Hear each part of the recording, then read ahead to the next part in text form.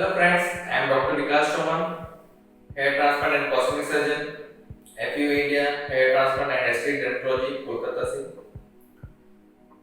आज हम इस वीडियो में बात करेंगे फीमेल हेयर लॉस के बारे में, महिलाओं में देखे जाने वाले हेयर फॉल के बारे में और क्या क्या इसका कॉज हो सकता है, किस वजह से हेयर फॉल हो रहा है काफी, और क्या क्या ट्रीटमेंट ऑप्शन है और किस प्रकार की हेयर फॉल हो रहे हैं, क्या क्लासिफिकेशन है हेयर फॉल का, इसके बारे में हम आज डिस्कस करेंगे। जनरली देखा गया है मेल्स में काफी हेयर फॉल की प्रॉब्लम है, बट ये फीमेल्स में भी बहुत कॉमन हो चुकी है। काफी फीमेल पेशेंट्स हमारे पास हेयर फॉल को लेके ट्रीटमेंट लेने के लिए आते हैं और जनरली देखा गया है कि 20 to 30% ये मिडिल एज ग्रुप में पाया जाता है और जैसे जैसे एज बढ़ती है वैसे वैसे ये और भी बढ़ने लगता है। तो क्या कॉज हो सकते हैं इसके और क्या ट्रीटमेंट ऑप्शन है, इसके बारे में भी हम डिस्कस करेंगे।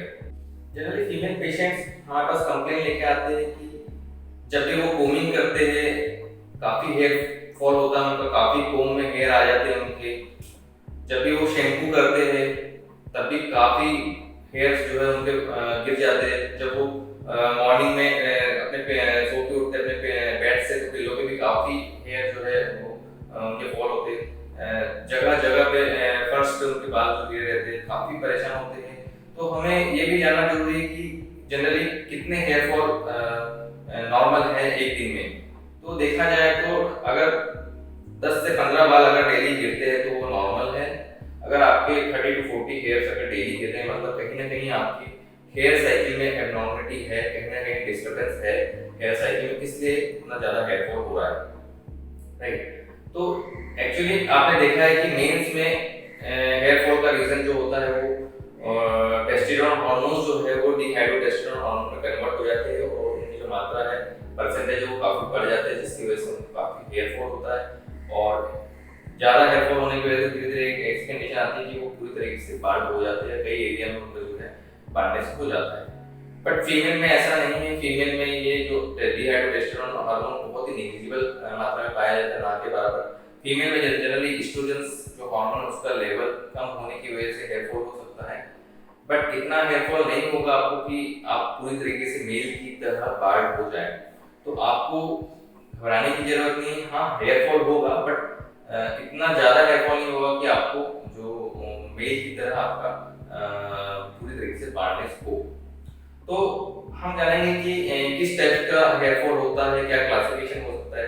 तो जनरली फीमेल में क्या होता है कि हेयर फॉल होने की वजह से डिफ्यूज टाइप का हेयर फॉल होता है उन्हें, मतलब कि चारों तरफ से जो स्कैल्प पर चारों तरफ से हेयर उनका फॉल होता है, जिसकी वजह से जो स्कैल्प थोड़ा विजिबल होता है, थिनिंग हो जाता है पूरे एरिया में। तो ये एक प्रकार का डिफ्यूज टाइप ऑफ कहा जा सकता है हेयर फॉल। कई बार क्या होता है कि सेंटर पोर्शन जहाँ से आप मांग करते हैं वो पोर्शन में काफी थिनिंग हो जाता है और क्या होता है धीरे धीरे करके वो बहुत चौड़ा होने लगता है। तो इसे क्लासिफाई किया गया है पैटर्न ऑफ बाल्डनेस में, जिसमें कि वो स्टार्ट होता है धीरे से और उसका धीरे धीरे वो जब ज्यादा हेयर फॉल होने की वजह से वो काफी वो एरिया में चौड़ापन दिखने लगता है और काफी एरिया जो है वो बाल्ड दिखने लगता है मिडिल पोर्शन में। तो ये जो है ग्रेड धीरे धीरे बढ़ने लगती है। और एक प्रकार का एलोपेशिया जिसे कहा जाता है एलोपेशिया एरिटा, जिसमें कि क्या होता है कि आप देखेंगे कि राउंड राउंड पैचेस हो जाते हैं आपको चारों तरफ सेंटर पोर्शन में कहीं पर बैक साइड में। तो ये जो होता है कई बार थायराइड की प्रॉब्लम की वजह से हो सकता है। अगर आपको थायराइड की प्रॉब्लम है तो उसकी वजह से भी हो सकता है और कई बार जो ऑटोइम्यून डिजीज की वजह से भी मेनली दिखाई देता है। और ये जनरली रिवर्सिबल होता है। ये फिर से आपके जो नॉर्मल हेयर है वो रीग्रोथ कर जाते हैं, बट वेरी रेयर सिचुएशन ऐसी होती है जिसमें पेशेंट्स के जो है रिवर्स फिर से हेयर जो है नॉर्मल ग्रोथ नहीं करते, जिसके लिए आपको मेडिकल ट्रीटमेंट की जरूरत पड़ती है। और जनरली क्या होता है कई बार ये जो एलोपेशिया है ये टोटलिस और यूनिवर्सलिस में जो है कन्वर्ट हो जाता है, जिसमें कि पूरी तरीके से हेयर जो है आपके खत्म हो जाते हैं और पूरी तरीके से एरिया जो है पार हो जाता है, या कहा जाए तो कई जगहों में बहुत ज़्यादा हेयर जो है वो गिर जाते हैं। और इसमें क्या होता है कि ये फीमेल से भी फीमेल जो मेल पेशेंट होता है उससे भी ज़्यादा बार्डनेस हो सकता है। एलोपेशिया टोटलिस और यूनिवर्सालिस, राइट। तो ये है कुछ, और कई बार क्या होता है कि प्रेगनेंसी के बाद में भी जो फीमेल पेशेंट्स हैं उन लोगों को प्रेगनेंसी के बाद में भी काफ़ी हेयर फॉल की प्रॉब्लम होती है, जो ये भी रिवर्सिबल है। कई बार ये जो प्रेगनेंसी होने के बाद जो हेयर फॉल होता है उसके कुछ दिनों बाद में आपका जो हेयर है वो फिर से रिग्रोथ होने लगते हैं। बट कई बार ऐसी कंडीशन आती है कि ड्यू टू हार्मोनल इम्बैलेंस आपकी जो हेयर है वो वापस नहीं ग्रो करते, और जिसकी वजह से काफ़ी जो है थिनिंग हो जाती है। तो अब हम जानेंगे कि क्या क्या कॉज है, किस वजह से ये हेयर फॉल हो सकता है। तो पहला कॉज अगर हम लेके चले तो ये है जेनेटिक कॉज। कई बार देखा गया है कि आपकी फैमिली में अगर आपकी मदर या आपकी सिस्टर को हेयर फॉल है, इस तरह का हेयर फॉल है, तो आपको भी ये इस तरह का हेयर फॉल होने की कंडीशन ऐसा हो सकता है, आपके साथ भी ऐसा हो सकता है। और अगर जेनेटिकली प्रीडिस्पोजिंग, अगर आप जेनेटिकली आपके साथ ये प्रॉब्लम है, तो कई बार क्या होता है कि जेनेटिकली कंडीशन में जो एनाफेज जो ग्रोथ फेज होती है जो हेयर की, वो जनरली 6 to 8 ईयर्स की होती है। तो इस कंडीशन में उसकी जो ग्रोथ है वो 6 to 8 ईयर्स की रह जाती है, 6 to 8 मंथ की रह जाती है, जिसकी वजह से जो आपके जो हेयर है काफ़ी स्लो ग्रोथ करते हैं, जिसकी वजह से काफ़ी थिनिंग भी हो जाता है, और जो हेयर की ग्रोथ होती है वो काफ़ी शॉर्ट होती है, ठीक है। तो ये हो गया आपका जेनेटिक कॉज। और सेकेंड अगर कॉज लिया जाए तो हार्मोनल इम्बैलेंस जिसे कहा जाता है, हार्मोनल के डिस्टर्बेंस की वजह से भी काफ़ी हेयर फॉल की प्रॉब्लम हो सकती है, जिसमें कि कॉमनली होता है पीसीओडी। ये काफ़ी आजकल फीमेल पेशेंट को ये प्रॉब्लम होने लगी, जिसकी वजह से काफ़ी हेयर फॉल होता है। और आपने देखा है इसमें कई बार फेस के ऊपर भी छोटे छोटे हेयर ग्रोथ करने लगते हैं, और ओवर वेट भी हो जाता है। तो इन सब प्रॉब्लम से कुछ छुटकारा पाने के लिए आपको स्ट्रेस लेवल आपका कम होना चाहिए, और डाइट मेंटेनेंस काफ़ी जरूरी है इन सब चीज़ों के लिए, राइट। तो जो हार्मोनल इम्बैलेंस है ये भी काफ़ी प्रभावित करता है आपको हेयर फॉल के लिए। उसके बाद थर्ड आता है न्यूट्रिशनल डिफिशिएंसी। अगर आपकी बॉडी में प्रॉपर नहीं है, अगर आपकी डाइट प्रॉपर नहीं है, तो आपको हेयर फॉल काफ़ी हो सकता है। विटामिन काफ़ी जरूरी है, आपकी विटामिन डी काफ़ी इंपॉर्टेंट है आपकी हेयर्स के लिए, बायोटिन काफ़ी इंपॉर्टेंट है।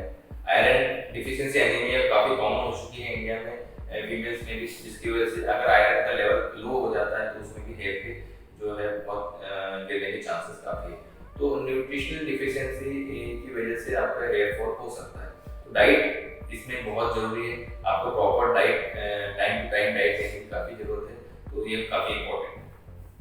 उसके बाद अगर कहा जाए तो स्ट्रेस, कई बार पेशेंट्स काफ़ी स्ट्रेस ले लेते हैं, जिसकी वजह से मेंटली उन्हें कई प्रकार का टेंशन होता है, कई प्रकार का टेंशन होता है, और कई बार तो हेयर फॉल होने की वजह से ही उसी में वो लोग टेंशन लेके बैठे रहते हैं कि मेरा हेयर फॉल हो रहा है, और भी ज़्यादा टेंशन होता है। तो इस स्ट्रेस जो है वो काफ़ी बड़ा रीज़न है हेयर फॉल का।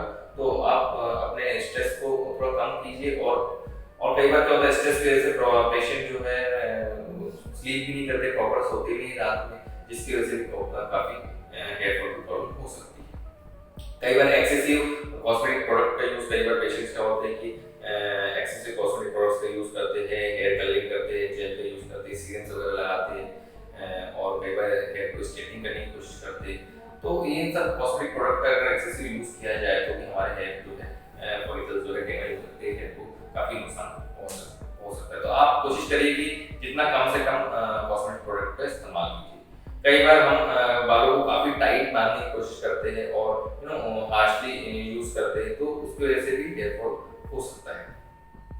और कई बार कई स्किन डिजीज है, स्कैल्प के ऊपर कोई इन्फेक्शन हो सकता है, डैंड्रफ हो सकता है, जिसकी वजह से भी आपको जो हेयर फॉल की प्रॉब्लम हो सकती है। तो इसके लिए आपको मेडिकल ट्रीटमेंट लेने की बहुत ज़रूरी है। अब हम देखेंगे कि क्या क्या ट्रीटमेंट ऑप्शन है हमारे पास, जिससे कि हम इन सब चीज़ों से छुटकारा पा सकते हैं, और जो भी एक कारण से हेयर फॉल हो रहा है इसके लिए क्या क्या ट्रीटमेंट ऑप्शन है हम देखेंगे।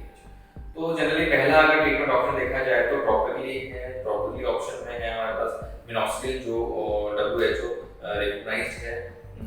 तो मिनॉक्सिडिल जो है टॉपिकल सोर्स, अगर वो हम यूज़ करते हैं 2 to 3 मंथ, तो ये क्या करता है कि हमारे ब्लड वेसल्स को ब्लॉक करता है, जिससे कि काफ़ी अच्छा ब्लड सर्कुलेशन होता है, और ये इससे हेयर की ग्रोथ भी हो सकती है, और जो हेयर फॉल हो रहा है वो भी कम होता है। तो मिनॉक्सिडिल जो है टॉपिकल सोर्स, ये भी काफ़ी यूजफुल है हमारे इस ट्रीटमेंट में। सेकंड अगर देखा गया तो ओरल मेडिकेशंस है, जिसमें मल्टीविटामिन्स आती है, बायोटिन आती है, जिसे लेने से 3 to 4 मंथ लेने से भी हमें काफ़ी हद तक इससे छुटकारा मिल सकता है। उसके बाद देखा जाए तो डिफरेंट अदर ट्रीटमेंट्स है, पीआरपी ट्रीटमेंट जिसे प्रोटीन प्लाज्मा कहा जाता है, जिसमें एक प्रकार की न्यूट्रिशन थेरेपी है, जिसमें मैंने ऑलरेडी काफ़ी वीडियोस बना चुका है, लाइव आपने पीआरपी भी देखी है हमारी वीडियोस में।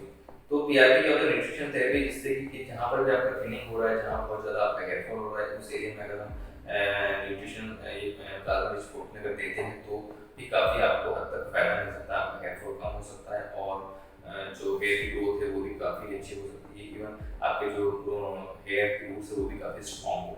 तो पीआरपी एक ट्रीटमेंट ऑप्शन है। उसके बाद में अगर हम कहा जाए तो एक ट्रीटमेंट है जिसे डर्मारोलर कहा जाता है। इसमें क्या होता है, एक डर्मारोलर माइक्रो नीडलिंग डिवाइस है, जिससे माइक्रोपोर्स फॉर्म करते हैं हम आपके स्कैल्प में, जहाँ भी आपका थिन एरिया है, जहाँ से आपको बहुत ज़्यादा हेयर फॉल हो रहा है, तो ये क्या करता है, माइक्रो नीडलिंग के थ्रू ब्लड सर्कुलेशन को काफ़ी अच्छा करता है, जिससे कि आपकी रीग्रोथ होने के चांसेस काफ़ी अच्छे हैं और जो हेयर फॉल हो रहा है वो भी कम हो सकता है। और अगर कहा जाए तो लास्ट ऑप्शन हमारे पास है हेयर ट्रांसप्लांट। हेयर ट्रांसप्लांट के बारे में आप काफ़ी अच्छे तरीके से जानते हैं, मैं हर ऑपरेशन में आपको लाइव सर्जरी दिखाता हूँ हेयर ट्रांसप्लांट की। तो अगर आपकी कंडीशन ऐसी हो चुकी है जहाँ से पूरी तरीके से हेयर फॉल हो चुका है, जहाँ पर स्कैल्प विजिबल हो रहा है या बहुत ज़्यादा थिनिंग हो चुकी है, जहाँ पर कोई भी ट्रीटमेंट आपका काम नहीं कर रहा है, उस लास्ट स्टेज में हम हमारे पास लास्ट ऑप्शन है हेयर ट्रांसप्लांट। तो जिससे कि आपको पूरी तरीके से रिजल्ट मिलने के चांसेस काफ़ी अच्छे हैं। तो मेरे ख्याल से इस वीडियो में आपको सारे डाउट क्लियर हो चुके होंगे, जो भी आपने क्वेश्चन मुझसे पूछे थे, और इस वीडियो में मैंने आपको सारी चीज़ें बहुत अच्छे से एक्सप्लेन कर दी है। और भी आपको कोई डाउट्स हो गए, कोई क्वेश्चन हो गए, तो कोई कमेंट्स होगी तो आप हमारे यूट्यूब चैनल एक्टिव इंडिया में कमेंट्स कर सकते हैं, क्वेश्चन कर सकते हैं। मैं सारे वीडियो बनाने के लिए रेडी हूँ आपके क्वेश्चन के। तो बस आज की वीडियो में इतना ही बोलना चाहूँगा, और कोशिश करिए सब्सक्राइब करिए हमारे चैनल को, और बेल आइकन दबाएं, और जो भी डाउट्स होंगे आप बिल्कुल यूट्यूब में चैनल पे करिए हमारे, मैं रेडी हूँ। बस आज की वीडियो में इतना ही बोलना चाहूँगा, मिलते हैं नेक्स्ट वीडियो में। Thank you so much.